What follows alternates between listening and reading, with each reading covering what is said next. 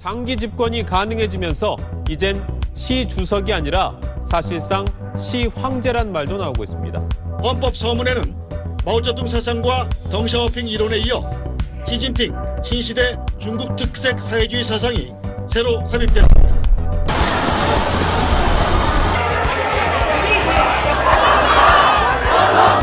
Asking why people are kneeling, blindfolded and shaven and being led to trains in modern China. What is going on there? The theories of our leaders that proposed Chinese evolution towards freedom and democracy proved to be true.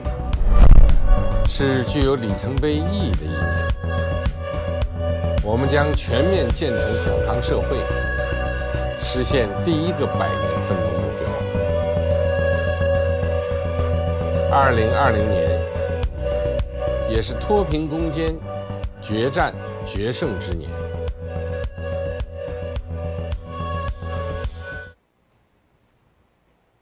안녕하세요. 전환기의 세계보기. 오늘은 특별편입니다. 전문가와 함께 중국을 깊이 본다 이렇게 되어 있습니다. 저희가 작년부터 전환기의 세계보기를 하면서 중국에 대해서는 가끔씩 얘기를 했거든요. 그런데 제가 이제 아주 크게 추상적으로만 다루었는데 그것은 제가 잘 모르기 때문입니다. 그래서 제가 도저히 제 실력으로는 더 이상 해결할 수 없는 상황에 왔기 때문에 오늘은 제가 보기에 필드 경험과 그다음에 아카데미 영역에서 경험이 같이 있는 진짜 전문가를 찾아냈습니다. 안녕하세요. 네, 안녕하세요. 예, 연상모 박사님 모셨습니다. 먼저 잠깐 소개를 부탁드릴게요. 예, 여러분 반갑습니다. 저는 그 외교부에서 약 한 30년 동안 근무를 했고요. 근데 대부분을 제가 뭐 운명인지는 모르지만 한 대부분을 중국 관계로 업무를 했습니다. 그리고 이제 제가 한 9년 전에 은퇴를 했는데 그 은퇴를 한 다음에 대학에 가서 박사 학위를 받았습니다. 그 논문의 주제는 중국과 일본 관계, 중국의 시각에서 본 중일 관계를 박사 학위 논문으로 썼습니다. 그래서 이론적인 부분도 많이 보강을 했고요. 그래서 여러분들과 우리한테 너무나 중요한 강대국인 중국에 대해서 좀 같은 이해를 가졌으면 해서 이렇게 나왔습니다. 예, 박사님 사실 오늘 제목이 중국 공산당은 민주화 없이 지속 가능한가? 저는 이 주제는 지금 국제 정치 영역에서 전 세계에서 모든 사람이 궁금해하는 것이고 또 이 주제에 대해서 정확하게 답을 낼 수 있는 분이 거의 없을 것 같아요. 네, 별로 없을 겁니다. 예, 너무 어려운 주제를 네. 던져서 죄송한데 그런데 피해갈 수 없는 질문인 것도 있고요. 저희가 일단 이 질문을 하두로 시작을 해서 앞으로 두 번째는 결국 아마 두 번째 시간이 저희가 이 시리즈를 준비한 이유일 텐데 한반도 국가 말하자면 네. 대한민국과 북한 그리고 이제 우리가 만약에 통일을 이제 비전으로 본다면 어떤 종류의 국가가 중국과 관련돼서 탄생할지 이런 것도 좀 진단해보는 네. 아마 두 번째 시간이 핵심일 테고요.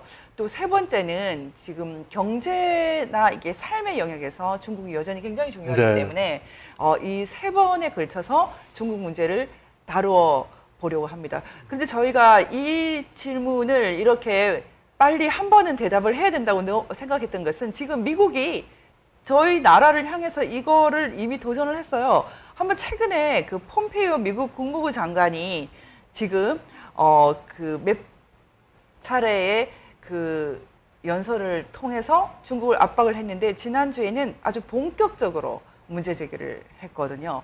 지금 이제 중국을 더 이상 방치하지 않겠다 이렇게 휴스턴에서 정영사관을 어떻게 생각하십니까? 그런 사건은 네, 폐쇄한 거는 수교 관계를 갖고 있는 나라로서는 상당히 대담하고 과격한 조치죠. 그래서 제가 보기에는 그것은 미국이 중국에게 상당히 지금 의미 있게 지금 도전을 하고 있고 견제를 하고 있다는 것을 중국에게 좀 시리어스하다는 것을 알려주려고 했던 의미가 있었던 거 아닌가 이렇게 생각해 봅니다. 예, 저희는 물론 이제 화력을 쓰지는 않지만 일종의 전쟁과 같이 네네. 보이거든요. 근데 단순히 어떤 경제 전쟁 이상의 제가 보기에는 아주 심각한 가치 전쟁이 아닌가 생각을 하는데 최근에 제가 참 놀라운 발견을 했는데요. 이 폼페이오 그 장관이 그 미국 국무부 내에 아주 독특한 위원회를 하나 만들었어요. 그것이 바로 그 첨부인권위원회. 이름이 이제 번역을 하자면은 첨부인권위원회예요. 양도할 수 없는 권리, 양도할 수 없는 권리 위원회 이렇게 되어 있거든요. Commission on Alienable Rights 이렇게 되어 있어요.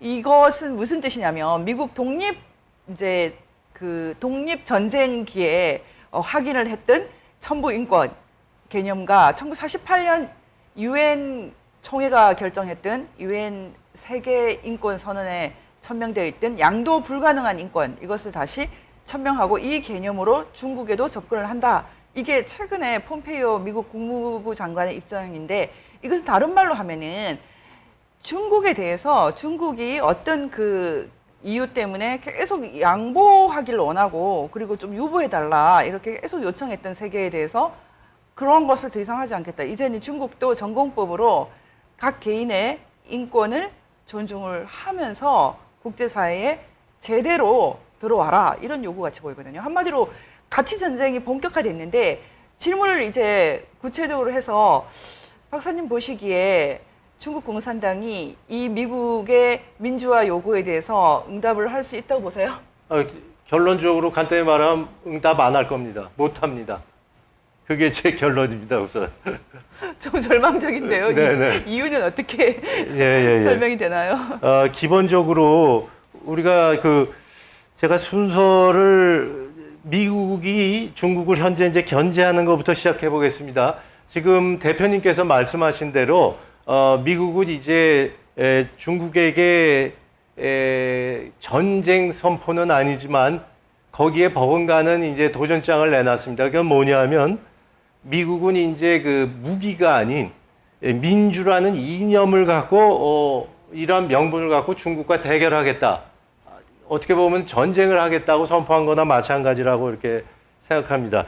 여러분도 잘 알다시피 코로나 사태 이후 트럼프 대통령은 중국에게 많이 화가 나 있고 또 그거와 관련해서 그거와 직결되는 건 아니지만 미국은 이제 중국을 그대로 내버려 두면 안 되겠다고 생각해서 한 2달 전부터인가 중국을 공산당 정권과 일반 국민을 분리하기 시작했습니다.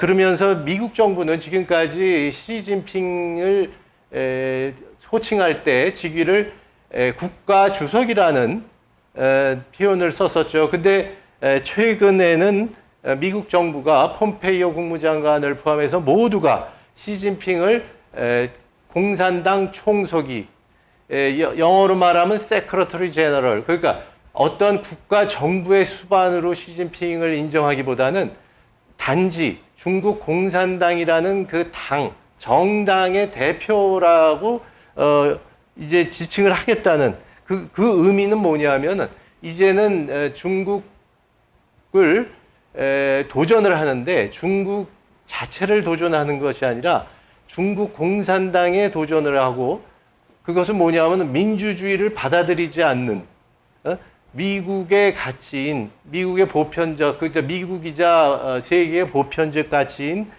민주, 인권 이러한 것을 받아들이지 않으려 하는 중국 공산당을 정조준해서 지금 도전장을 냈다 이런 의미가 되겠죠.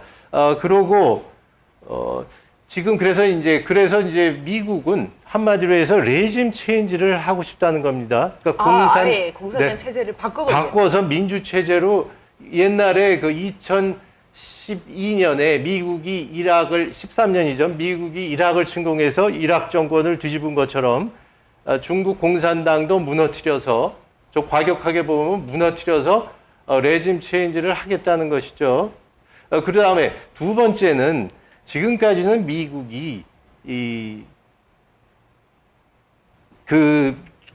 중국 공산당의 이념을 그냥 중국 내부의 문제로만 인식할 적도 있었어요. 아, 예. 그렇지만 지금은 적극적으로 지금 중국 공산당을 견제하지 않으면 그게 미국을 포함한 자유세계에 대한 이 그 자유주의 이념에 대한 상당한 위협이다 하는 어떻게 그러니까 소극적 위협에서 적극적 위협의 그 인식으로 전환이 됐다는 거죠. 그런 이게 의미에서 코로나 사태가 그걸 촉발시켰나요?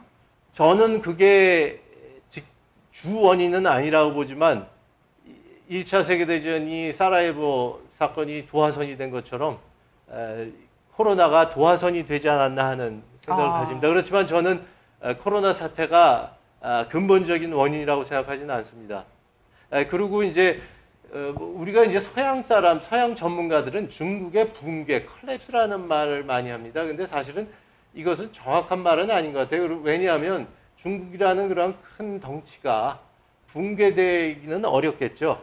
붕괴되기는 어려운데 쉽게 얘기해서 국가는 유지가 될 텐데 사실 그 이전에도 서양의 전문가들이 중국의 붕괴를 말할 때는 중국 공산당의 붕괴를 의미했던 것으로 여겨집니다. 그런데 그렇게까지는 노골적으로 얘기를 안 했는데 지금 이제 미국은 이제 정조준을 해서 중국 공산당을 겨냥한 거라고 생각합니다. 그리고 이제 더 좀 말씀을 드리자면 미국은 중국이 이 경제가 발전하면 민주주의 체제로 자연스럽게 이전할 수 있다는 희망적인 생각을 가졌었습니다. 이게 소위 말해서 이제 정치학자들이 얘기하는 겁니다. 아무리 후진국이라도 권위주의 체제라도 개인 국민 소득이 6,000불 정도 이상 넘어가면 그 국가는 그 사회는 중산층이 많이 생기면서 자연스럽게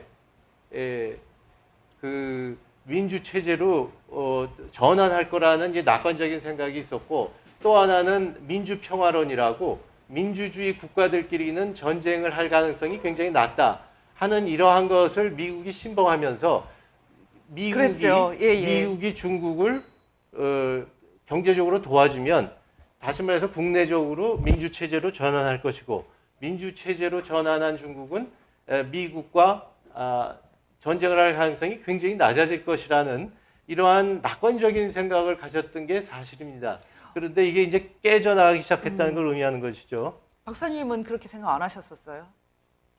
저는 뭐 솔직히 얘기해서 제가 그렇게 정치학에 깊은 조예가 없었기 때문에 그럴 수도 있겠다 하는 정도였지 한 7, 80% 개인적으로 믿고 있었다 할 수 있겠죠. 아니 좀 독특한 게 지금 저희 외교관이셨는데도 그리고 지금 이제 국제 정치학자로 이제 되셨는데 사실 연 박사님은 워낙은 공대 출신이세요. 전 이공계 출신인데 외교관이 되신 것도 좀 신기한데 그런데 지금 굉장히 이제 그 접근하는 방법이 제가 보기에는 아주 사이언티픽 하시거든요. 별 말씀을. 근데 저희처럼 이제 합리적이고 과학적으로 접근하는 그런 분들 같은 경우에 지금 말씀하셨던 것처럼 이렇게 가면은 중국이 콜랩스 된다. 어느 정도는 이렇게 붕괴된다. 이렇게 대부분 다 그게 기본 추정이었을 것 같다는 생각이 들거든요. 그렇습니다. 근데 이게 갑자기 무너진 계기가 단지 코로나 말고도 그럼요. 제가 말씀드렸듯이 코로나는 도화선이 됐을 뿐이지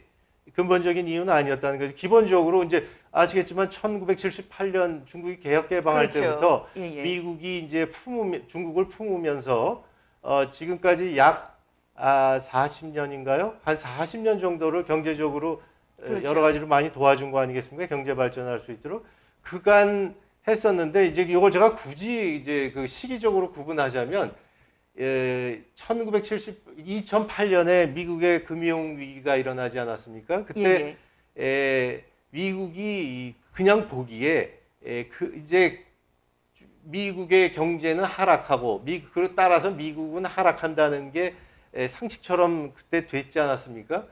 그랬는데 그때 중국이 조금 잘못 생각했던 것 같아요.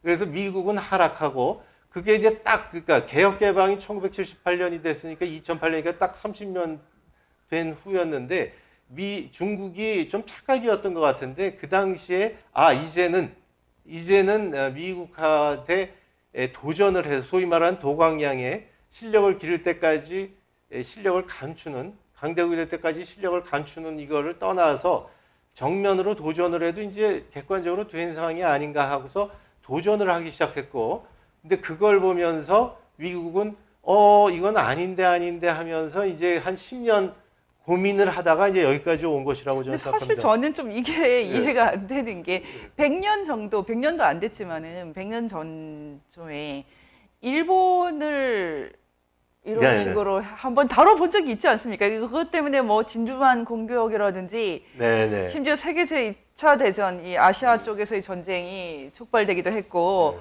최초의 핵을 쓰는 그런 사건도 이미 있었거든요. 네네. 그런데 이렇게까지 미국에서 중국을 낙관적으로 바라봤을까? 좀 대비가 되어 있는 건 아닐까? 좀 이런 생각 들거든요. 글쎄요, 어떻습니까? 제가 미국에 대해서 저는 이제 중국을 쭉 했고 미국을 이제 같이 이렇게 보고 있는데, 미국 이렇게 학계나 보면 미국이나 정부나 학계를 보면 굉장히 아까 지금 대표님께서 말씀하신 대로 어떤 그 정치학 이론을 현실 세계에 대입하려는 열망이 강한 것 같아요. 제가 깊게 연구는 안 했습니다만, 그래서 그 냉전이 끝나고 말이죠. 냉전이 후쿠야마가 뭐 얘기했던 것처럼 뭐 역사가 이제 종말이 돼서 이제 민주 자본주의밖에 이제 인류의 역사에서는 안 남았다 하고 이런 선언을 하면서 그 당시에 상당히 냉전이 끝난 다음에 그러한 이제 좀 자유주의적 학파의 그 정치학 이론이 상당히 유행을 했고, 그러면서 미국도 웬만큼 중국을 컨트롤해서 결국 민주체제로 변화시킬 수 있다는 그런 이론적인 자만감이 좀 있지 않았나는 게 제 생각이고요. 지금 이 부분이 굉장히 중요한데, 그래서 예. 저는 여기서 그냥 질문을 이제 본격적으로 이제 시작하려고 예. 하는데요. 일단 말하자면 지금 이제 말씀하셨던 프란시스 후쿠야마 같은 그런 식의 세계관이라는 것은 굉장히 직선적인 세계관이거든요. 그렇죠. 그래서 뭐 그렇게 치면은 예전에 헤겔은 또 프랑스 혁명 때 역사 한번 끝났다고 생각했고, 네. 또 이렇게 프란시스 후쿠야마 헤겔식으로 이제 냉전이 끝났다 이렇게 보고 또 역사가 종말이다 이런 식으로. 근데 역사는 계속 가거든요. 근데 제가 지금 여기서 이제 그 본격적인 질문이, 그러면 시진핑이라는 사람이 독특해서 그런 것인가? 과연 지금에 있어서 시 황제와 같은 이런 상황이라는 것이 이미 덩샤오핑 시대에 예비된 것이 아닐까? 과연 덩샤오핑, 마오쩌둥, 시진핑 이 세 사람의 특징이 지금의 중국을 만들어내고 있는지 그 지도자들을 좀 비교를 먼저 해주셨으면 좋겠습니다. 예, 제가 농담을 잠깐 하자면요. 제가 김 대표님하고 이게 시나리오가 있습니다. 저 1번, 2번, 3번 질문하는데 상당히 그 자유롭게 왔다 갔다 하셔가지고 제가 대답하기가 감당할 수 있을지 모르겠습니다. 아니, 농담입니다. 그런데 제가 좀 능력과 저기서 알기 쉽게 좀 제 생각을 좀 전해드리려고 합니다. 예, 지금 제 질문을 다시 한번 정해드리면, 사실은 제가 이렇게 인터뷰하기 전에 이렇게 질문을 정해드린 경우가 이번에 처음이에요. 예. 그 평상시에 있는 질문을 적어드리지 않거든요. 네, 네, 근데 네. 제가 진짜 질문을 적어드렸던 이유는 뭐냐면, 이분이 30년 동안 관료 생활을 하셨기 때문에 예. 미리 정확하게 질문을 전달을 안 해드리면 불안해하실 것 같은 거예요. 예. 그래서 제가 이거를 전달을 해드리면서 아까 시작하기 전에 실제로 만약에 하면은 순서 바뀌실 거예요 이렇게 그래서 말씀드렸거든요. 전혀 예상을 못했습니다. 근데 저희는 이제 말씀을 이렇게 하실 때 제가 이렇게 질문이 들으시는 분들의 입장에서 네네. 이게 좀 더 관심일 것 네. 같다라고 생각하면 조금씩 순서를 바꿀게요. 네네네. 농담이었습니다. 그리고 아까 그 김 대표님이 질문하신 것도 또 하나는 예. 미국이 왜 이렇게 중국을 경계 안 했냐 하는 걸 보면 그 당시에 이제 헌팅턴이 냉전 끝난 후에 후쿠야마 같은 사람이 굉장히 낙관적인 얘기를 했을 때 헌팅턴이 치고 나왔죠. 이게 절대로 이게 전쟁이 없어진 게 아니다, 인류는. 그러면서 문명의 충돌. 그래서 쉽게 얘기해서 세계는 기독교 세력과 서양 기독교 세력과 아랍의 이슬람 세력으로 나눠져서 이제 또 냉전 비슷한 대결 구도가 될 것이다라고 이제 또 반박을 하지 않았습니까? 요즘에 다시 헌팅턴 예. 그랬는데 헌팅턴은 중국을 이제 저 이슬람 편에 끼워 놓았었죠. 그랬는데 그게 정확했던 것 같아요. 근데 그 당시에 제가 좀 드리고 싶은 말은, 미국이 왜 중국에 대해서 낙관적인 생각을 당초 했냐면, 미국은 이런 생각을 했다는 것 같아요.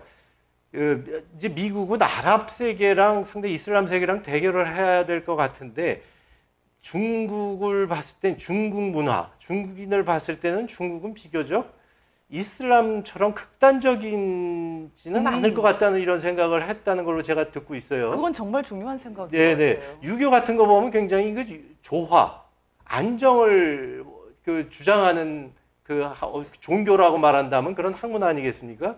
그런 걸 보면서 미국이 극단적인 세력은 아니니까 중국은 컨트롤할 수 있다는 생각을 좀 가진 게 아닌가 생각하고 심지어는 2001년에 이제 September 11이면서 정식으로 이제 본격적으로 미국하고 아랍 세계하고 대결을 하지 않습니까? 그때 한 학자가 바네트라는 학자가 있습니다, 미국에. 그 사람이 책을 하나 썼어요. 그래서 그 사람이 세계화의 측면에서 국가군을 구별을 했는데 세계화, 그러니까 무역과 투자라는 그러한 개방적인 제도를 채택한 국가군과 그렇지 않은 국가군을 구별해서 미국의 편은 누군가라고 이렇게 그룹을 지어놓은 게 있었어요. 그 책에서는 중국은 세계화에 적극 동참하는 나라이기 때문에 미국의 편이다. 이런 식으로까지 분류한 거를 그 당시에 봤었어요. 그러니까 그런 게 여러 가지가 겹쳐지면서 미국은 중국에 대해서 좀 어느 정도 마음을 놓고 대했던 게 아닌가 이런. 또 하나는 저는 이제 이 대목에서 좀 이거는 신기한데요. 중국이 덩치에 비해서 전쟁을 그렇게 썩 이긴 적이 근대 별로 없지 않았습니까? 주도해서 말하자면 일본하고 중국하고 천연전쟁 싸울 때도 졌고 네네. 중국이라는 나라가 뭐 군사적으로 그렇게 네. 원탑이 되거나 뭐 이런 적이 없어가지고요. 네. 좀 그런 거를 좀 안심한 건 아닌가. 그런 생각도. 마오쩌둥이 군사력으로는 이제 전쟁을 하는 데는 약하다 하는 뭐 이런. 미국의 입장에서는. 근데 이번에 코로나 사태는 다른 종류로 너무 크게 사실은 세계에 위협을 네네. 주었거든요. 그래서 네. 저는 그런 면에서는 중국이 위협이 좀 안 된다, 좀 안심을 시켰다 이런 것은 좀 사실 상당히 상식적이었는데 또 한편으로는 그 상식이 맞지 않았다. 네. 최근에 그렇게 된 것 같아요. 네. 그래서 제가 지금 그래서 질문을 조금 전에 드렸던 걸 다시 한번 네. 확인을 드리면은 네. 지금 말씀하신 것처럼 그 중국이라는 것이 그렇게 단순하지 않은데 하나의 거대한 문명 그 자체로 네. 정체성이 있는 문명이다. 근데 그렇죠. 미국의 예, 어느 예. 학자가 그렇게 한 국가가 아니라 하나의 문명이라고 정의한 적이 있었죠. 예. 그런 것을 뒷받침하는 것이 최근에는 바로 이 인물들의 특이성이 아닐까 그렇게 생각이 드는 거거든요. 그래서 지금 보실 때 시진핑이 네. 다시 마오쩌둥을 모방하는 것입니까? 아니면 일단은 이 시진핑과 마오쩌둥을 좀 비교해 주셨으면 좋겠어요. 네네. 그래서 제가 이제 그 마오쩌둥하고 시진핑을 비교하려고 합니다. 그래서 대체적으로 우리가 이제 상식적으로 우리가 얘기 나오는 것은 저도 그렇게 뭐 사람들 만나면 얘기하는데 지금의 시진핑은 마오쩌둥을 많이 모방하고 있다. 네, 이런 게 지금 우리의 그 일반적인 인식으로 이제 자리를 잡은 거죠. 그래서 근데 그 특징을 세 개를 이렇게 단순화시켜서 얘기하면 어떤 측면에서 시진핑이 마오쩌둥을 닮았냐면 하나는 공산주의 이념, 원래의 이념을 굉장히 강조합니다. 두 번째는 그 1인 독재, 그러니까 한 개인에게 권력이 집중되는 거를 시진핑이 모방하고 있고, 세 번째는 이제 대외 정책인데 대외 정책에 있어서 그 마오쩌둥도 그때는 냉전 시기에 힘은 약했지만 양 강대국 소련 미국에게 아주 정면으로 그 대항을 했거든요. 이런 식으로 상당히 공세적인 외교를 했다는 겁니다. 그래서 이 세 가지 측면에서 단순하게 얘기하면 지금 닮은 꼴이 돼 있습니다. 그래서 제가 요거 마오쩌둥과 마오와 시의 그 유사점을 말하면서 조금 더 이해를 돕기 위해서 마오쩌둥과 그 덩샤오핑의 그 스타일을 좀 비교해 드리겠습니다. 자, 1949년에 아시다시피 중국 공산당 정권이 중국에 설립이 됐습니다.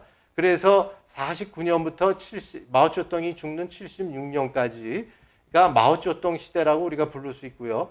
그 다음에 76년부터 덩샤오핑이 90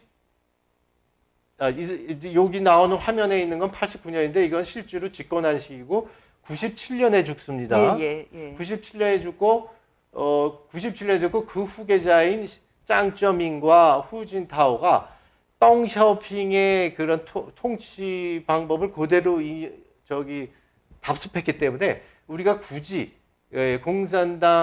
중국 공산당이 49년에 설립된 이후에 두 개의 시대로 구분하자면 이렇게 마오쩌둥 시대와 덩샤오핑 시대로 우리가 구별을 할 수 있는 것이죠. 예, 예. 근데 이제 마오쩌둥 시대, 근데 마오와 덩과를 비교를 하면 이것도 똑같이 그 공산주의 이념, 그 다음에 1인 독재 강화, 대외 정책에서 또 그것도 똑 떨어지게 비교가 됩니다. 근데 제가 근본적으로 마오와 덩의 그 차이를 말씀드리자면, 마오는 이념과 열정으로 중국의 기존의 체제를 완전히 망가뜨려서 소위 마오쩌둥이 원하는 이상사회, 마오쩌둥은 그 당시에 그 중국의 저희 공자가 얘기했던 대동사회라는 표현을 갖다 썼어요. 예, 예. 근데 그 대동사회가 마오가 도대체 무슨 의미의 대동사회를 의미했는지는 모르겠지만 하여튼 이거를 이상사를 위해서 중국 자체를 영원한 위기에 있는 국가로 몰아놓고서 다 해체해버리고 가겠다는 이러한 방식을 썼던 것이고, 그 다음에 덩샤오핑은 좋다. 저기 마오와 사회주의 국가 건설을 하는 목표는 똑같지만 이대로 가서는 안 된다. 그 쉽게 얘기해서 마오가 너무나 대약진 운동이랄지 문화대혁명을 통해서 헝그러뜨려 놨기 때문에 너무 많이 죽였죠. 예, 그래서 덩샤오핑은 이제 너무나 유명한 얘기지만 이런 얘기를 하는 거죠. 집권을 하면서 사회주의가 가난하다는 걸 의미하는 건 아니다. 예. 사회주의를 한다고 해서 그렇게 마오처럼 이념과 열정에서 모두 가난하게 만들어서 이거는 그 하나의 국가로서 존립조차 못하게 만드는 것은 이건 아니다. 그래서 방법을 조금 달리해서 사회주의 국가로 만드는 건 좋지만 어느 정도 실용주의를 택해서 비교적 그래도 안정을 택해서 하는 게 낫지 않겠느냐. 그래서 쉽게 얘기하면 마오는 이념과 열정에 완전히 의지하는 것이고, 덩은 실용주의와 신중함을 통해서 사회주의를 결국 종국적인 이러한 그 목표에 도달하지 않은 방법상의 차이인 거죠. 근데 우리가 잠깐 오해할 수 있는 것은 덩샤오핑이 굉장히 그 중국 사회주의, 마오주의에서 완전히 이탈해서 미국의 민주주의나 이런 서양의 것을 받아들인다고 생각하면 상당한 오해입니다. 이것은 덩샤오핑은 이념적으로는 철두철미한 사회주의자, 공산주의자입니다. 근데 마오가 너무나 나라를 이념과 열정에만 의지해서 망가뜨렸기 때문에 이제 중국도 사회주의는 가지만 어느 정도 경제 건설을 해서 기초를 이뤄놓고 결국 마오가 원하는 이상사회를 가자고 하는 것이었죠. 그렇기 때문에 그러면서 이제 그래서 이제 굳이 제가 다시 간결히 설명하면 마오 시대는 이념과 열정이 주였고 덩샤오핑 시대는 실용주의와 신중이 대세였다 이거죠. 근데 이 시대를 그렇게 완전히 구별할 수는 없어요. 예를 들어서 마오쩌둥 시대에 1958년부터 61년까지 대약진 운동을 했습니다. 그때 잘못 운영을 해서 기아로 죽은 사람이 현재 한 3천만 명 이상인 걸로 나옵니다. 그래서 61년에 대실패를 일어나니까 마오쩌둥도 조금 미안했는지 자기가 권력에서 물러났어요. 그래서 그 당시에도 덩샤오핑이 있었습니다. 그래서 덩샤오핑이랄지 류샤오치라는 실용주의자들이 나타나서 그걸 실용주의를 어느 정도 채택했었죠. 그 다음에 덩샤오핑 시대에도 완전히 이 실용주의만 간 건 아닙니다. 그것은 뭐냐면 후진타오 시대에 후진타오가 2002년부터 2012년까지 집권을 했는데 그 당시에도 소득 격차가 너무 많이 일어나니까 부패 문제도 일어나니까 후진타오도 덩샤오핑의 실용주의를 이어받았지만 이것은 더 이상 이러다가는 사회주의가 완전 붕괴되겠다 이념이. 이래서 위협을 느껴가지고 쉽게 얘기해서 조화 사회라는 거를 기치를 들고 나왔었어요. 그러면서 평등도 굉장히 중요하다 그래서 조금 그 덩샤오핑의 실용주의도 어느 정도 또 이렇게 교정하는 이런 식으로 했죠. 그래서 이제 굳이 덩과 마오의 시대를 뭐 실용과 이념으로 구분할 수 있지만 중국 또 그 가운데서도 또 이렇게 조합이 돼 있었던 거죠. 근데 하여튼 두 대를 보면 이제 큰 대세로 보면 마오와 덩의 그러한 시대로 되는데 그럼 이제 그걸 넘어서 시진핑은 2012년에 이제 집권을 한 것이었죠. 근데 이 사람은 과연 뭐를 택할까? 이런 거 했는데 그 당시에 많은 중국 국내외 전문가들은 시진핑은 역시 덩샤오핑이 깔아놓은 실용주의를 받고 또 대외 정책도 상당히 유연하게 겸손한 대외 정책을 할 것이라고 예측을 한 전문가들이 제가 아는 한 거의 90% 이상이었다고 합니다. 예. 특히 한국 전문가는 대부분. 네네네네. 심지어 중국 전문가도 그런 얘기를 했다는 거예요.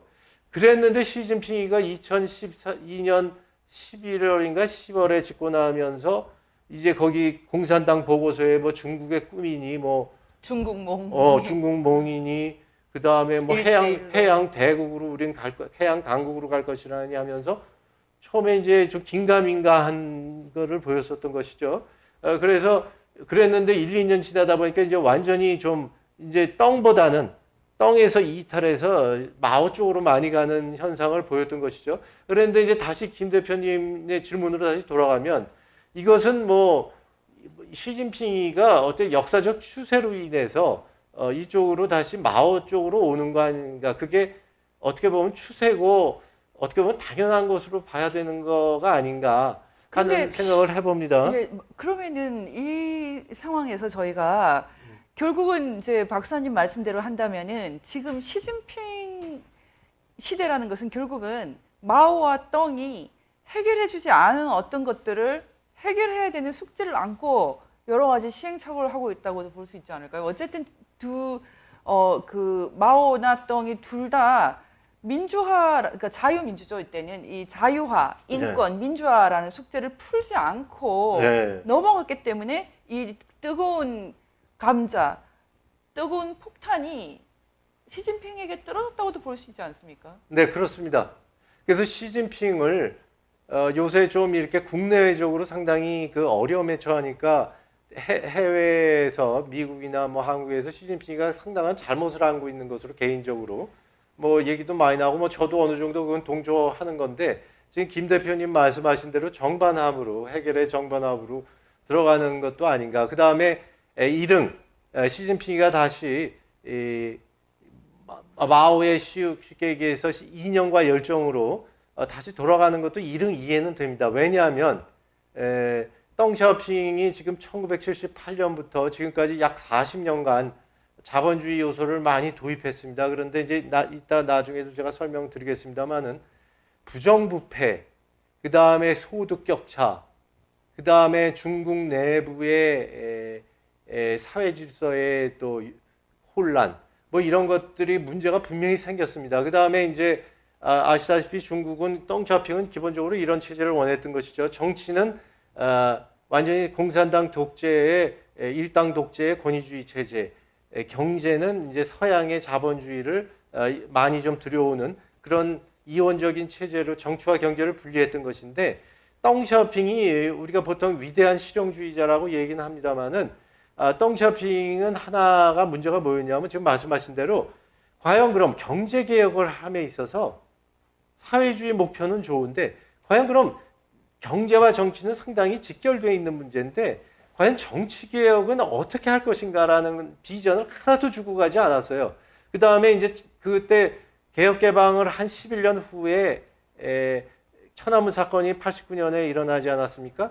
그때도 이제 많은 혼란이 있었죠. 그래서 그 천안문에 모인 그 많은 대학생들을 어떻게 처치할 것인가를 고민하다가 한 40일간 우물쭈물하다가 집권층 내에서 결국은 강제 탄압으로 들어갔는데 그런 것도 보면 덩샤오핑이 자기 나름대로 해답이 없었던 것 같아요. 그래도 집단 지도 체제를 이렇게 좀 사실은 뭐 어느 정도 명령이라고 할 수 있죠. 장점이나 아니면은 후진타오도 좀 그렇게 해라. 그래서 네. 뭐 10년 이상은 하지 마라. 네. 이 정도는 좀 가이드라인은 주고 갔다고 하는데 이것이 시스템적인 가이드라인이 될 것이라고 믿는 사람도 많았어요. 그렇죠. 근데 그렇죠. 지금 이 부분을 시진핑이 이제 뒤집어 엎었죠.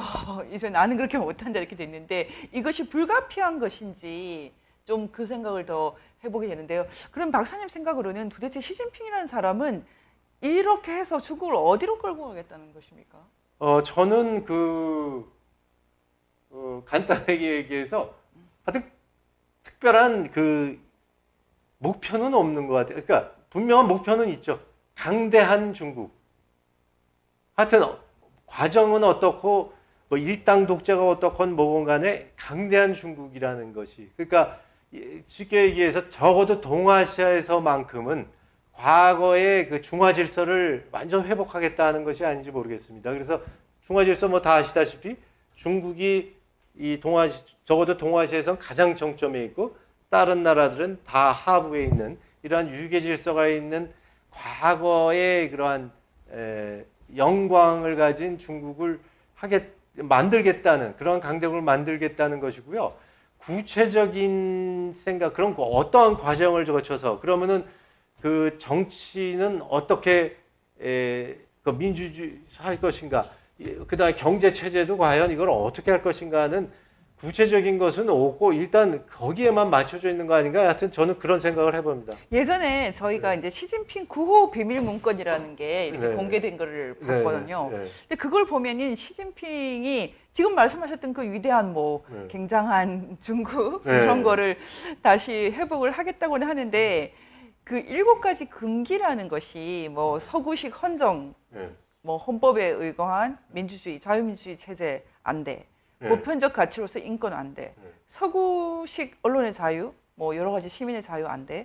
그리고 시장 중심, 네. 시장 유일주의 안 돼. 그리고 신자유주의는 뭐 기업의 어떤 자율성을 많이 주는 네, 그런 것도 그건 안 안 되는 되고. 거죠. 그리고 허무주의라는 그 공산당을 부정하는 걸 그러면 의미할 안 되는 텐데 거죠. 그것도 안 네. 되고 당의 과거에 대한 비판 안 된다. 이렇게 돼 있거든요. 근데 네. 저는 이렇게 되면은 사실 쉽게 말하는 세계 보편 또는 미국이나 서구 사회가 제안해왔던 자유민주주의를 안 하고도 위대한 중국을 만들겠다라는 것인데 이런 게 가능한지 이제 조금 더 구체적으로 질문을 드리면은 지금 이런 칼럼도 쓰셨던데요. 그 중국에 대해서 덩샤오핑이 마오를 부정하지 않고 마오와 같이 가면서 중국을 변화시킨다고 할 때 일종의 생각의 트릭 같은 게 30% 정도는 잘못이 있고 네. 70% 정도는 잘했다 이런 식으로 봤다고 네. 그래요. 네. 그런데 저는 요즘에 한국의 주사파들도 예전에 주사파가 뭐 김일성을 추종하고 하는 것 이런 거는 뭐 30% 정도는 잘못했지만 네. 그래도 70%는 한국 사회에 기여했다 이런 식으로 말하는 걸 봤거든요. 네. 근데 이 방식이 본질적인 반성을 안 하겠다 이런 것 같아요. 그럼 본질적인 반성을 안 하고 워낙 그 뭐 30%든 70%든 그 모순을 그대로 가지고 가서도 성공적인 국가가 된다라고 보는 건데 이런 예가 없을 것 같아요. 전 세계적으로. 네. 근데 지금 보시기에 그럼 시진핑이 덩샤오핑이 말한 정도의 30% 정도의 그 공산당의 잘못도 인정을 안 하겠다고 본다는 것인가요? 결국은 이제 말씀하신 70대 30 그것은 이제 마오쩌둥이 죽고 나서 덩샤오핑 이제 그 워낙 그 이후에 중국 내부에서 마오쩌둥에 대한 비판이 많아지니까 덩샤오핑이 마오쩌둥은 70의 공이 있고 30의 과밖에 없으니까 여기서 그냥 적당히 회색지대에 묻어두고 가자 뭐 이런 취지로 한 것이었죠. 근데 그것은 덩샤오핑은 뭐 그럴 수밖에 없었던 것 같아요. 왜냐하면 마오쩌둥을 전면 부정한다면 중국 공산당의 49년에 설립했던 중국 공산당 정권을 완전히 완전히 부정하는 것이기 때문에 그렇죠. 중국 자체가 덩샤오핑 자신도 설 수 있는 자리가 없었다는 것이죠.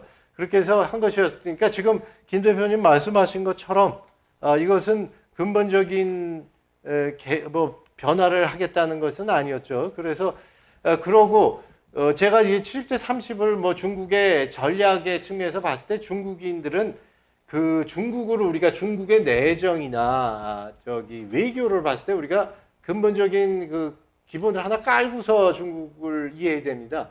중국은 아시다시피 많은 인구와 광대한 면적을 갖고 있습니다. 그래서 어찌 됐든 지금 일순간 뭐 외국의 침탈을 받건 중국이 내부적으로 혼란을 겪던 간에 중국은 이러한 거대한 중국은 굉장한 그 흡수력이 있고 인내가 있다. 그렇기 때문에 잠시만 지나면 다시 자신의 영광을 찾을 수 있다는 이런 거기 때문에 쉽게 얘기해서 중국 사람들은 자주 하는 얘기 있습니다. 시간은 중국 편이다 하는 얘기를 자주 하죠. 그래서 이런 얘기를 할 수 있는 것이 우리 이제 한반도에 있는 한국 사람들은 이런 얘기하기가 쉽지 않을 거예요. 뭐 난리가 나도 우리는 어디 도망갈 데가 없지 않습니까? 그렇지만 중국은 뭐 국내적으로 내란이 일어나도 어디 가서 숨을 데가 있잖아요.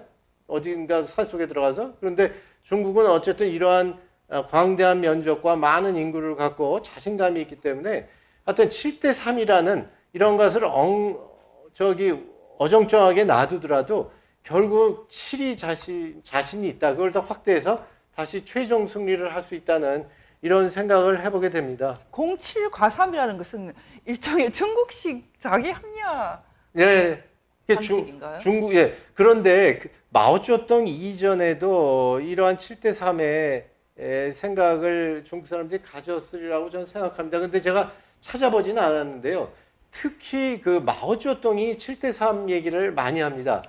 마오쩌둥 자신이 많이 하는 얘기예요. 예, 많이 얘기했습니다. 그래서 제가 이제 중앙일보에다가 올해 2월 달에 이제 글을 하나 썼어요. 이걸 썼는데 뭐 마오쩌둥의 7대 3의 뭐 전략적 사고 뭐 해가지고 썼는데 예를 들어서 이게 어디서 나온 거냐 하면은 그 스탈린이 있지 않았습니까? 저기 마오쩌둥이 있었고 그래서 스탈린이 1953년에 죽었죠, 소련에. 그랬더니 이제 소련 내부에서도 소련 스탈린에 대해서 이제 비판이 많이 나오니까 마오쩌둥이 옆에 나라 얘기긴 하지만 굉장히 안타까운 거예요. 왜냐하면은 스탈린은 굉장히 그 이념에 충실했던 사람인데 저 사람이 부정당하면 마오쩌둥 자신도 부정당할 거라고 생각해서 자기가 한번 거들었어요. 뭐라고 거들었냐 하면은 스탈린은 공이 7이고 과가 3이다. 그러니까 너무 그렇게 비판만 하지 말라. 이런 얘기를 하고 시작했고 그 또 옛날에 국공내전 할 때도 농촌 세력을 70으로 삼고 도시 세력을 30으로 삼고 해서 공산혁명을 이룩하자는 말도 있었고 하여튼 마오쩌둥이 상당히 이 전략적 7대 3의 법칙을 많이 원용을 했었죠. 그럼 지금 이제 그 7대 3 이렇게 하면은 뭐 7 정도는 과고 0이고 3 정도는 과다 이런 게 좀 다르게 얘기하면은 좀 좋은 게 좋은 거다 이거에 가까운데 사실 처음에 제가 이제 말씀드렸던 폼피오나 미국 이제 그 유대 기독교 전통을 갖고 있는 미국에서는 이 세상에는 우리가 누구에게 양보를 못하는 하늘에서 내려온 권리가 있다 이런 식의 사고법을 할 때는 김연기고 아니면 아니고 이거거든요. 그러니까 사고법이 완전히 다른 거예요. 그래서 이거 두 개가 딱 부딪히면은 저는 결론이 어떻게 될지 모르겠어요. 그래서 지금 7대 3, 뭐 3대 7 이렇게 얘기를 하면은 뭐 이게 절대적인 게 어딨어. 뭐 이런 거잖아요. 근데 지금 모든 사람이 다 가져야 되는 권리라는 게 있어. 이런 식으로 미국에서 이제 치고 들어오고 사실 이 비슷한 현상이 일본하고 그 미국이 싸울 때도 비슷한 현상이 있었거든요. 근데 지금 잘 아시겠지만 일본에도 계셨지 않습니까? 그러니까 일본이 그 당시에 이제 1949년, 47년이죠. 일본은 헌법을 바꿀 때 사실은 일본이 이 그 첨부 인권 개념을 수용을 하게 됐거든요. 네. 그래서 지금 일본도 사실은 일반적인 서구 사회랑 많이 다르지만은 적어도 첨부 인권이라는 이 개념을 수용한 이상 일본은 자유민주주의 국가가 그래도 됐다고 할 수 있지 않습니까? 그럼 결국은 중국도 이런 관점이라면 1947년에 일본이 자유민주주의 헌법으로 바꿨던 것처럼 중국이 뭐 중국 몽을 꼬더라도 일단은 이거를 수용을 해야 되는 상황이 온 것 아닌가. 처음에 말씀하셨던 것처럼 그런데 중국은 자유민주주의, 미국이 요구하는 민주화 안 받아들일 거라고 했거든요. 네, 저는 뭐 거의 그렇게 생각합니다. 그러면 이렇게 되면 거의 전쟁이 예, 무기 갖고 전쟁을 안 하겠지만 그 이전까지는 얼마든지 갈 수 있지 않을까 이렇게 생각을 해봅니다. 지금 잠깐 말씀하셨듯이 뭐 좀 철학적인 얘기로 들어가면 이제 동양과 서양이 그러니까 중국을 대표로 하는 동양이 있고 그다음에 이제 유럽에 있는 서양의 이제 철학이나 문화가 있지 않습니까? 키신저 책에도 많이 나와요. 키신저가 맨날 주장하는 게 있죠. 그렇죠. 중국은 바둑처럼 이렇게 포위를 해서 상대적인 승리를 원한다. 근데 서양은 절대 클라우제비츠의 무슨 군사론에서 나오는 것처럼 절대적인 승리를 원한다. 장기판처럼 뭐 이런 얘기도 하는 거죠. 그 다음에 기독교는 역시 선악이 분명히 구분되지 않습니까? 중국은 그렇지만 유교가 조화를 너무 강조하니까 거기서는 선악이 분명히 구분이 안 되는 것이죠. 이런 것이 중국의 이러한 상대적인 문화, 이런 철학이 중국에 원래부터 있었던 데다가 또 중국 공산당에 거기 더 플러스돼서 그렇죠. 이제는 이건 민주주의, 서양 것인 민주주의는 절대로 타협할 수 없다는 이러한 식으로 나가기 때문에 저는 미국이 이런 식으로 나간다면 굉장히 미중 관계는 상당히 비관적이라고 저는 개인적으로 생각을 하고요. 그렇다면 전쟁이 아니고 그런대로 미중 간이 관계가 유지될 수 있는 방법은 뭐냐? 그러니까 민주주의를 채택을 안 하더라도 중국이 미국의 공공연히 도전을 하지 않는 것이죠. 그러니까 중국이 미국의 질서에 순응하면서 그 이익을 얻는 모습을 취할 때 그런대로 미중 관계가 유지되지 않을까 생각합니다. 그리고 제가 우리 국내 학자를 뵀는데 이념을 갖고 지금 자꾸만 미국이 중국을 견제를 하는데 우리 솔직하게 한번 생각해 보자. 중국이 그러면은 민주주의로 정말 공산주의가 붕괴되고 민주주의가 된다면은 중국이 강대국이 된다면은 더 이상 견제 안 할 것이냐? 그런데 저랑 그 학자랑 공감을 했어요. 그래도 중국이 미국을 도전을 하면 미국은 가만 놔두지 않을 것이다. 그래서 이념은 명분도 되겠지만 하여튼 미중 간이 그러니까 중국이 민주주의를 받아들이지 않으면서 그런 대로 갈 수 있는 방법은 중국이 미국한테 도전을 안 하는 것이다. 이렇게 그러면 결국은 처음부터 딱 결론을 내주셨으니까 중국은 이제 미국식 자유민주주의를 어떻게든 수용하지 않을 것이다라고 했지만 또 한편으로는 수용하지 않을 수가 없을 것이다. 아니죠.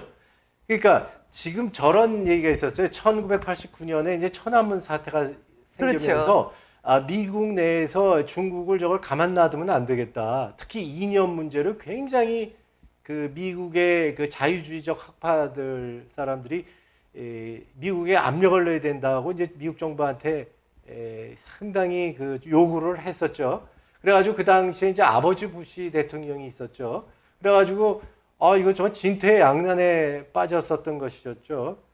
그랬는데 그 당시에 덩샤오핑이 그래서 이제 키신저가 이제 중국의 정말 친구 아닙니까? 중국의 입장에서 봤을 때. 그래서 키신저는 관직에 없을지라도 매년 한 번씩은 중국에 갔었어요. 그래서 최고 지도자랑 면담을 하는데 그 당시에 덩샤오핑이 계속 얘기하는 게 좋다. 미국이 인권이니 민주를 강조하는 건 좋다.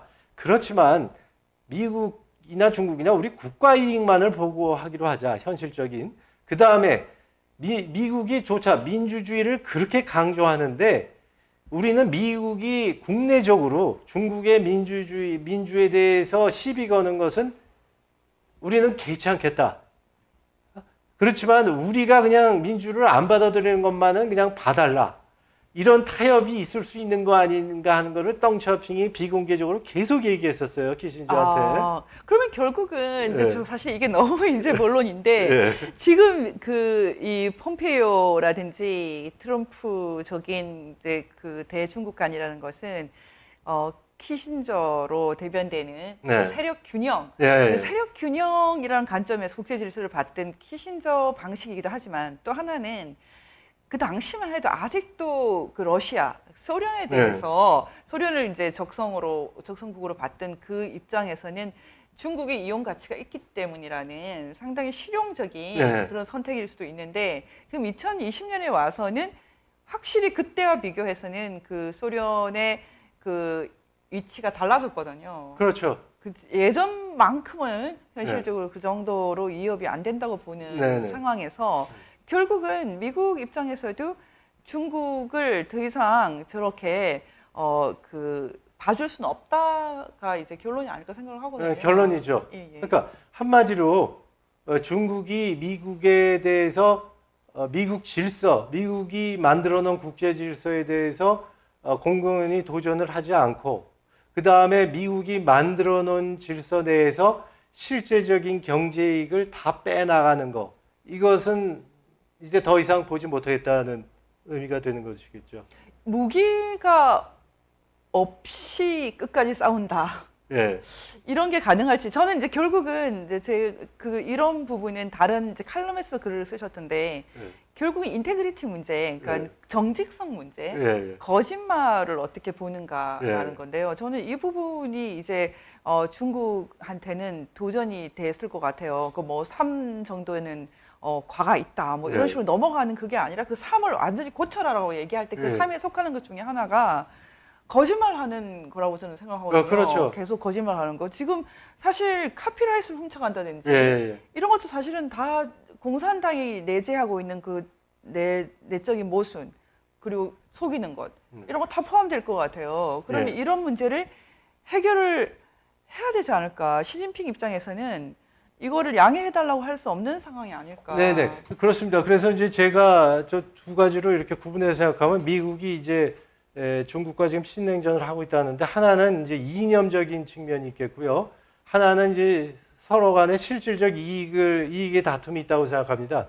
근데 이제 미중 간에는 이념의 차이, 민주주의와 공산주의라는 이념의 차이가 굉장히 큽니다.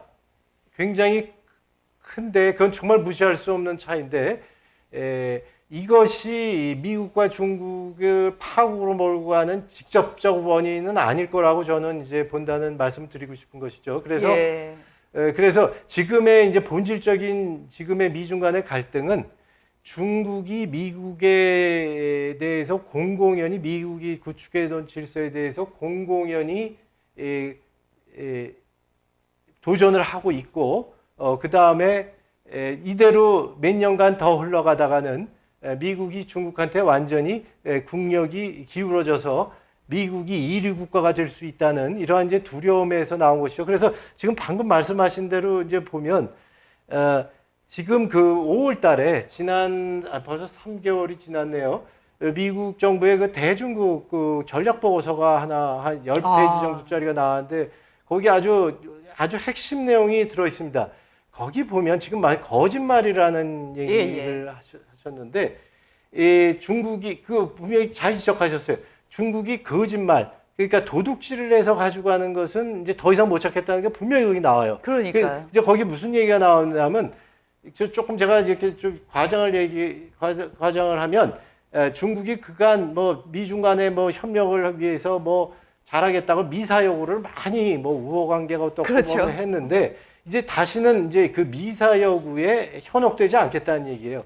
그래서 실제로 중국이 구체적 행동으로 지금 말한 그런 거짓말이랄지 도둑질이랄지 이런 걸 통해서 미국의 실질적인 이익을 빼가는 것을 이제는 완전히 현실적으로 차단하겠다. 그다음에 아까 두 번째는 뭐냐면은 지금 중국이 그 심리전과 홍보전에 무지하게 강한 나라입니다. 특히 중국은 원래부터 홍보전에 강한 국가였는데 마오쩌둥의 그 주의가 들어오면서 더욱더 심리전에 강한 국가로 변했습니다. 근데 최근에는 뭐 다 아시겠지만 미국의 엘리트들한테 침투해서 친중국으로 만드는 뇌물 같은 걸 갖다 준다든지 기술을 빼간다든지 하여튼 그런 것도 이제 철저히 다 막으면서 하지 않겠다는 얘기죠. 근데 이렇게 이제 미국에서 공세적으로 사실은 이제 그 박사님이 이념으로 공세하는 것 같다라고 말씀하셨지만 한편으로는 또 실용적인 이유 때문에 미국 이 국익에 너무 큰 이제 해가 오기 때문에 이게 맞물리게 됐다고 그렇죠. 하셨는데 그렇다면은 지금 시진핑 시대에 와서 본격적으로 가속화시킨 1대1로라는 것, 1대1로라는 것은 지금 미국의 입장에서는 어떤 시각으로 보여지는 것입니까? 뭐 제가 좀 단순하게 얘기하면 굉장히 기분 나쁜 거죠. 아, 그래요? 제가 뭐냐면은 저는 이런 생각을 합니다. 1대1로는 중국인의 전형적인 과장이라고 하는데 이거 영어로 보면 하이퍼볼리라고 그러죠. 막 과장하는 거. 그다음에 시진핑이 또 이제 이제 보통 중국의 최고 지도자들은 한 10년 집권을 하지 않습니까? 그러면은 자신의 트레이드 마크가 있어야 되잖아요. 근데 바로 하나 만들어낸 게 이 1대1로로 자신의 그 상징적인 구체적인 사업으로 만들어낸 것 같아요. 그래서 제가 보기에는 억지로 만들어낸 거 아닌가 이런 생각을 그냥 좀 개인적으로 생각해 봅니다. 근데 왜 그러냐 하면은 지금 이제 태평양 오른쪽은 동쪽은 아직도 미국이 장악을 하고 있기 때문에 동쪽을 피해서 서쪽 중앙아시아, 동남아, 아프리카, 유럽을 자신의 영향력으로 놓겠다는 것이거든요.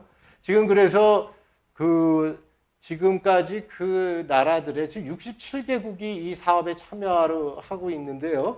여기에 지금까지 약 1조 달러, 1조 원도 아니고 우리나라 돈 1조 달러에 대한 것을 여기에 지금 투자를 했다고 그래요. 1,000억 이상인, 1,000조 원이죠. 1,000조. 이건 어마어마한 상상할 거죠. 수 없는 액수예요. 그래서 여기서 했고 그랬는데 아시다시피 이 다 후진국들한테 투자를 한 것이었죠. 다 이제 뭐 항만이랄지 고속도로랄지 뭐 다리랄지 이런 걸 건설하는 건데, 근데 그 지원을 받는 국가는 후진국이라서 돈이 없죠.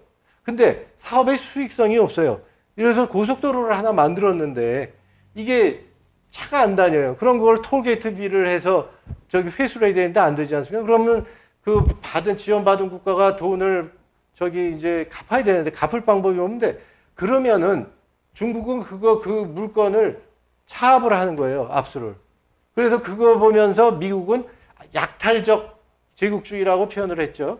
이런 하여튼 문제가 나오고, 그다음에 또 많은 또 국가에서는 이거 우리 돈 없어서 채권 못 갚겠다 하고 저기 이제 막 배짱으로 나온 나라도 있고, 하여튼 이런 거에 있어서 굉장히 그 문제점도 많은 거예요. 그래서 하여튼 저는 개인적으로 굉장히 이거는 중국의 하이퍼볼리가 된 것이고 이거가 실질적으로 실행이 되기는 어려울 것으로 본다. 그래서 중국의 학자도 5년 전에 이런 얘기를 했어요. 시진핑이 벌려놓은 일이 너무 광범위하고 많아서 이것은 이념과 그 실제가 너무 차이가 있기 때문에 이건 조정받을 수밖에 없다는 것을 중국의 학자도, 제대로 된 학자는 지적을 하더라고요. 그렇다면 중국 내부에 중국의 보통 사람들의 뭐 민주화 요구라든지 아니면 그 인권에 대한 요구라든지 이런 것도 중국 공산당을 위협할 정도로 커 나가고 있다고 봐야 됩니까? 저는 이제 제가 조금만 결론부터 이제 말씀드리자면요. 현재는 그렇게 위협은 아니라고 봅니다. 홍콩도 그렇습니까? 홍콩 문제도. 홍콩도 국제적인 이미지가 너무 나빠진 거죠. 이것은 그다음에 대만에게 더 웅크릴 수 있도록 빌미를 제공했기 때문에 이것은 분명히 중국에게 있어서 국제적 이미지랄지 대만 문제랄지 굉장히 나쁜 잘못된 정책이었다고 저는 생각하는데요. 그렇지만 그냥 이대로 그냥 무대뽀로, 쉽게 얘기해서 무대뽀로 밀고 나가겠다 그러면은 그렇게 빨리 될 수 없는 거 아닌가 하는 생각을 홍콩 문제에 대해서는 해봅니다. 결국 일국양제라고 하긴 하지만 분명한 것은 누구라도 홍콩은 중국의 일부라고 생각했기 때문에 현실적으로는 굉장히 어렵다. 그래서 제가 저기 홍콩을 그렇게 중국이 무리하게 정책을 하는 것을 제가 찬성한다는 의미는 절대로 아니고요.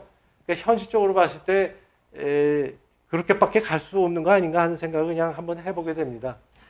예, 그럼 결국은 처음에 아예 결론부터 주셨는데 현재 그 중국共産党은 그 미국이라든지 아니면 서방 뭐 그 외에 국제사회가 요구하는 그런 민주화 요구를 현실적으로 수용하기 어렵다라고 네네. 보시는 거고 또 어렵기 때문에 여러 가지 실패하는 정책이 또 나오고 있는데 그렇다면 결국은 이 질문은 그럼 중국은 변화가 불가피한 상황에 놓여 있다라는 것이고요. 네. 하드 랜딩 없이 그러니까 저희가 지금 궁금해하는 것은 뭐 이라크 모델이라든지 예전에 리비아 모델이라든지 뭐 여러 가지 다 고려를 해봤을 때 중국의 이 변화가 하드 랜딩 없이 가능할까? 이제 이 질문이죠. 네, 굉장히 이제 근본적인 질문인데요. 제가 뭐 예언자가 아니기 때문에 딱 들어서 하지만 제 개인적인 말씀을 드리면요. 결론부터 얘기하면 저는 하드 랜딩을 할 거라고 생각합니다. 아, 그래요? 왜냐하면 두 가지 이유가 있습니다. 첫째, 중국은 아까 제가 당초에 말씀드렸던 대로 이념적인 문제에 있어서 미국이 요구하는 민주화는 받아들일 가능성이 거의 없습니다. 그것 때문에 하여튼 미중 간에는 이념적으로 계속 갈등을 가져갈 것입니다. 두 번째는 이제 미중 간의 실질적 이익의 문제인데요. 지금 미국이 원하는 미국의 국제 질서에 순응해서 얌전히 있으라는 요구도 중국은 받아들이기 어려울 겁니다. 예를 들어서 1대1로도 저게 문제점이 많지만 계속 고올 겁니다. 계속 갈 겁니다. 그 다음에 중국이 그 도둑질 해가는 거 기술, 그 다음에 뭐 또 군사력 팽창하는 거 계속 미국이 견제를 하겠지만 갈 겁니다. 왜냐하면 시진핑으로서는 자신의 트레이드 마크인 1대1로 그 다음에 공세적 외교, 자기가 대외적으로 당당한 거를 통해서 자신의 대내적인 권력 강화를 하려고 했던 그게 완전히 무너지는 것이기 때문에 이것은 시진핑 체제, 그러니까 미국의 그런 실질적인 요구에 이념을 떠나서 그 실질적인 이익에 순응한다는 것은 자멸이기 때문에 이것도 받아들이기 어렵기 때문에 계속 공세적인 대정책으로 갈 겁니다. 그러면 여기서 당초에 말했던 듯이 미국도 절대로 고삐를 늦추지 않을 것입니다. 그러면은 지금 시진핑의 중국이 굉장히 난처해 있죠. 지금의 다시 한번 보면은 이념적으로는 이제 민주주의고 그 다음에는 미국이 당장 디커플링 하겠다고 경제적으로 하면서 중국을 옥죄고 있고 이렇다면은 중국 경제가 뭐 저는 완전히 붕괴한다는 것은 조금 너무 앞서 나간 얘기일 거고요. 중국이 경제적으로 상당한 어려움을 겪을 겁니다. 지금 논쟁이 많습니다. 우리나라 뭐 전문가들 사이 세계 전문가들 많은데 미국이 과연 디커플링이 현실적인 것인가? 만약 디커플링을 했을 때 중국 경제가 붕괴할 것인가? 그래도 존속할 것인가? 뭐 여러 가지 논쟁이 날 겁니다만 그렇지만 분명한 것은 중국 경제가 상당한 어려움에 겪을 것이라는 것이죠. 그렇게 되면은 중국 공산당은 지금 상당한 위기에 처해 있습니다. 그게 뭐냐면은 이런 부정부패 문제랄지 소득 격차 문제랄지 여러 가지 문제 또 내부의 권력 투쟁도 많은데 이러한 상황에서 굉장히 어려운 상황인데 유일하게 매달리고 있는 것이 경제 성장입니다. 그러면 지금 이제 저희가 이 문제는 마지막으로 한 번 더 다룰 텐데요.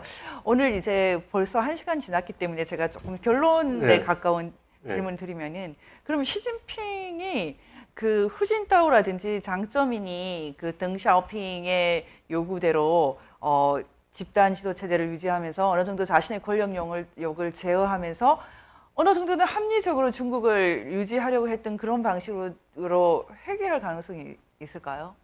자, 그것은 제 생각은 시진핑이가 실각하는 겁니다. 아, 그렇습니까? 네, 시진핑이는 아마 제가 들어가 보지는 않았지만 그 마음속은 이 공세적인 외교를 포기하기에는 지금 너무 늦었습니다. 그렇다면 자신의 정체성, 국내적인 권력 강화, 유지랄지 이런 거에 너무나 큰 타격이기 때문에 별 지도자로서 유지해 나가기 어려울 겁니다. 그래서 실각하기 전에는 조금 미세적인 조정이 있겠죠. 조금 뭐 1대1로 하던 것을 조금 미세 조정한다든가 뭐 이런 정도지 미국이 원하는 방식으로 순응하는 저자세로 나오는 가능성은 거의 없지 않을까. 저는 이 질문이 그래서 저희가 너무 큰 두 개의 문명이 충돌하기 때문에 어떻게 얘기해도 이 질문이 참 구체화되기는 힘들지만 다시 한번 근본적인 문제에 들어와서 항상 생각을 해보게 되는 게 그렇다면 지금 박사님 말씀으로 이제 미뤄보면 시진핑이 실각하면 다시 예전에 뭐 공산주의 청년당, 뭐 태자당, 네. 상하이방이 마치 네. 여야처럼 이렇게 어느 정도 네. 권력을 그 견제를 했던 그 시스템으로 돌아가는 그런 방식, 그것도 역시 엘리트 정치인데요. 네. 거기에 합리성이 있고 또 지속 가능성이 있는가 네. 그 질문으로 다시 돌아올 수밖에 없거든요. 그건 중국은 미국식 자유민주주의하고는 다른 방식으로 체크 앤 밸런스를 유지하면서 어느 정도는 합리적인 엘리트 공산당 시스템을 유지할 수 있다고 보세요. 저는 뭐 이제 만약에 이제 제가 이제 그냥 이론적으로 뭐 시진핑의 이제 시각을 얘기했던 건데요.